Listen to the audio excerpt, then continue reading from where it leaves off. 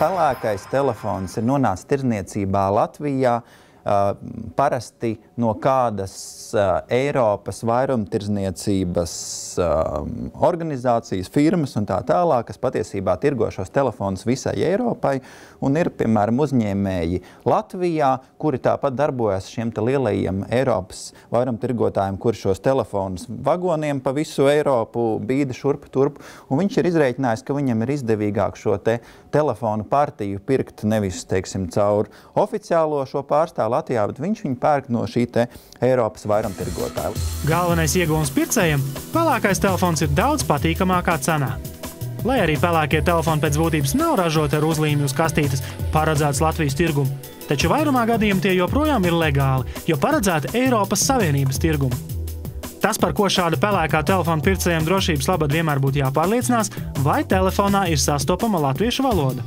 Vēl viena atšķirība ir parasti tā, ka tātad Latvijas tirgumu paredzētie telefoni nāk uzreiz komplektācijā ar smuku izdrukātu, oriģinālo lietošanas pamācības grāmatiņu.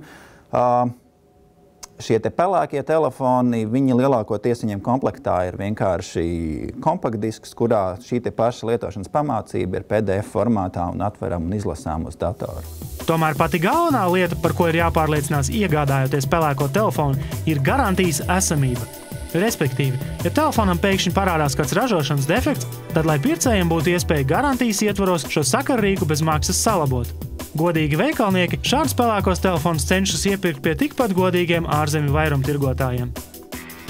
Arī šis vairumtirgotājs, tāpat kā mēs, vēlās šajā tirgū pastāvēt nevis tikai mēnesi, 2 pusgadu, bet patiesībā jau ilgstoši, un konkrētie uzņēmumi, no kuriem mēs iepērkam šos te pelēkos telefonus, viņi patiesībā jau ir vairākus gadus šajā biznesā, patiesībā jau pat daudz gadus jau šajā biznesā, un viņi nodrošina šīs te garantijas.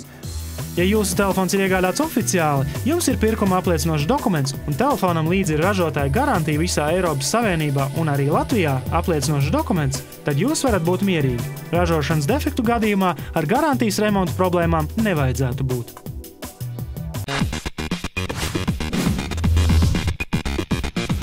Kādi ir standarta garantijas nosacījumi oficiāli iegādātam mobilajam telefonam? Pirmkārt, jau ir 2 gadu garantija, ko sniedz ražotājs, kuras laika posmā šo 2 gadu laikā var saņemt kvalificētu remontu certificētā servisa centrā.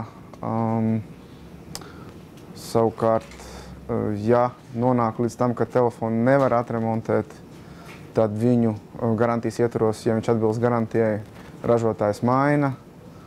Un pats galvenais, kas mūsu laikos laikam ir, tas ir remonta termiņi. Viņi ir līdz 14 dienām, un ja šajos termiņos telefonu nevar atremontēt, līdz ar to viņi arī ražotājs pieļauj viņu maiņu. Tos piedāvājumus, kurus mēs lielākoties redzam šajos sludinājumu serveros, kur varbūt telefons maksā brīžiem uz pusi lētāk nekā viņš maksā internetu veikalā, lielākoties, un ja vēl viņiem klāt rakstīts jauns ar garantiju, tas garantija tik un tā vārdu vietā varētu rakstīt, vienalga vārdu saule, piemēram, vai vēl kaut kas, jo principā viņš neko nenozīmē, un neviens tur nekādas garantijas neuzņemsies, un nekas tur nenotiks. Šāds melnais telefons ar nelegālu programmatūru var kalpot jums arī ilgi un laimīgi. Taču, kā liecina servisa speciālista pieredze, šādi melnie telefoni jebkurā brīdī tieši šīs pat kreisās programmatūras dēļ var veikli sabojāties, turklāt arī pavisam neatgriezeniski. Teiksim tā, tas pirmais pozitīvais, kas būtu priekš klienta, viņš saņems to preci lētāk, nekā viņš to ir redzējis oficiālā veikalā, kur telefons ir ievests. Bet tas prieks būs baigi īss. Jo, protams, ir telefoni, kas šādā ceļā ir ienākuši un kas ir nopirkti un strādā, un nekādas problēmas viņam nav, bet arī telefoni, kas lūst. Un tad, kad sāksies problēmas ar šo telefonu gan elektroniski, gan programmatūras ziņā, tad viss tas pozitīvais arī zudīs uzreiz. Tad nāksies maksāt par remontiem, kas būtu jāpild īstenībā garantijas saistībās, bet Mēs to nedarīsim, tāpēc, ka telefons ir ievests nelegāli. No prakses strādājot, tie tirgotāji, kas tirgo melnos telefonus, viņiem pēc idejas viņu galvenais mērķis ir šodien pārdot šo telefonu. Šodien. Viss. Es rīt par tevi aizmirstu, es par tevi rīt negribu dzirdēt, un viss ar to mūsu sadarbība ir beigusies. Vienkāršākais ieteikums ir izvēlēties uzticamus pārdevējus, kas ar tirdzniecību nodarbojas vismaz vairākus gadus. Vienmēr aplūkojiet iepakojumu noformējumu un uz tā esošās uzlīmes, lai noskaidrotu, kuram tirgum telefons ražots. Būtu vēlams, lai telefons būtu paredzēts kā minimums Eiropas Savienības valstīm. Palūkojiet, vai telefonā ir latviešu valoda un kādā valodā ir līdzdotās lietošanas instrukcijas.